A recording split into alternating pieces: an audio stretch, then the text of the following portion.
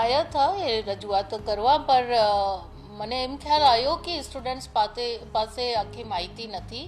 Fee વધારો માત્ર BS પ્રોગ્રામના થયા છે, જે 4 વર્ષના બીબીએ બીસીએ કે બીએ પ્રોગ્રામ્સ જે તે કોલેજો લીધા છે, માત્ર એનામાં જ ફી વધારો થયો છે.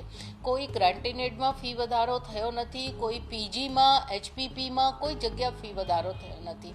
એટલે મૂળ કદાચ એ લોકો પાસે માહિતીનો અભાવ છે. મેં અત્યારે ચોખવટે કરી કે જે 4 વર્ષનો પ્રોગ્રામ છે એમાં જ ફી વધારો લાગુ પડશે. હવે બીબીએ બીસીએ ગુજરાત યુનિવર્સિટીમાં લાગુ પડતું નથી, એની જગ્યા જ બીએસ પ્રોગ્રામ ગયા વર્ષથી ચાલુ કર્યો હતો અને 1 વર્ષ કેવી રીતે ચાલે છે એ અભ્યાસ કર્યા પછી જ આ વર્ષે અમે ફી વધારોમાં મૂક્યો છે એફઆરસીની સામે. પીએચડીની વાત જ્યાં સુધી છે, હવે યુજીસીએ રેમ્યુનરેશન ફી જે બેઠક ફી હોય છે એ પ્રમાણે અમારે આપવાનો હોય છે. એના લીધે અમારે થોડો વધારો કરવો પડ્યો છે, કારણ કે એમાં 2 વખત આરડીસી હોય ને બાકી બધી બેઠકો હોય છે, વાયવાની બેઠકો વગેરે.